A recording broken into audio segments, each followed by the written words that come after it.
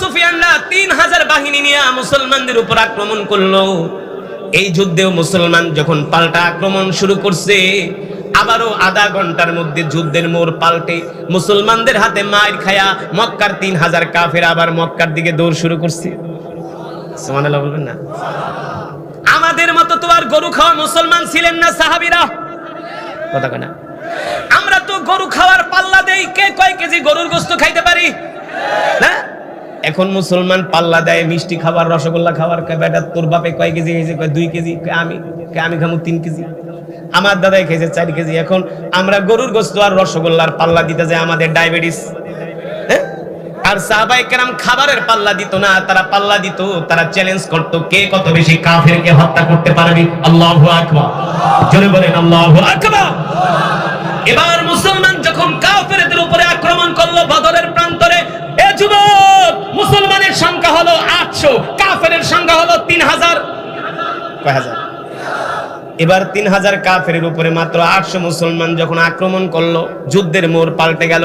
এক মাইর খায়া আবার মক্কার কাফেররা মক্কার দিকে দৌড় শুরু করলেন।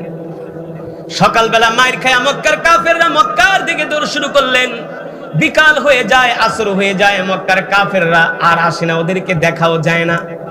মুসলমান সৈন্যরা মনে করলেন ওরা মাইর খেয়া মক্কায় পালাইছে, আর আসবে না। এই সুযোগে মুসলমানরা গনিমতের মাল সংগ্রহ শুরু করছে, বুঝলেন না? এই সময় এই সুযোগে মুসলমানরা গনিমতের মাল সংগ্রহ শুরু করছে। কিন্তু খালিদ ইবনুল ওয়ালিদ গোয়েন্দা পাঠাইলো, যায় দেখো তো মুসলমানের অবস্থা কি। গোয়েন্দারা আয়েশা দেখে মুসলমানরা গনিমতের মাল টোকাইতেছে, গনিমতের মাল নিয়ে ব্যস্ত। খালিদ ইবনুল ওয়ালিদ আবু জেহেলের ছেলে ইকরামাকে ডাক দিয়ে বলে, দোস্ত, সুযোগ একটা পাইছি। মুসলমানরা এখন গনিমতের মাল টোকানে ব্যস্ত, আমরা দুইজনে মিলা 2000 সৈন্য নিয়ে অতর্কিত মুসলমানের উপর হামলা করব, যুদ্ধের মোড় পাল্টে যাবে। ইকরামা কয়, এবার আমার মনের আশা পূর্ণ হবে।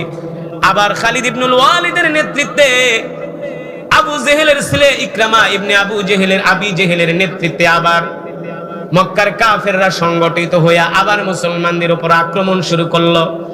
এমন আক্রমণ শুরু করলো, এক আক্রমণে মুসলমানরা ছন্নছাড়া হয়ে গেল, যুদ্ধের ময়দানে বিক্ষিপ্ত হয়ে গেল। ঝড়ের গতিতে খালিদ ইবনুল ওয়ালিদ আবু জেহেলের ছেলে ইকরামা ঝড়ের গতিতে হামলা করলো।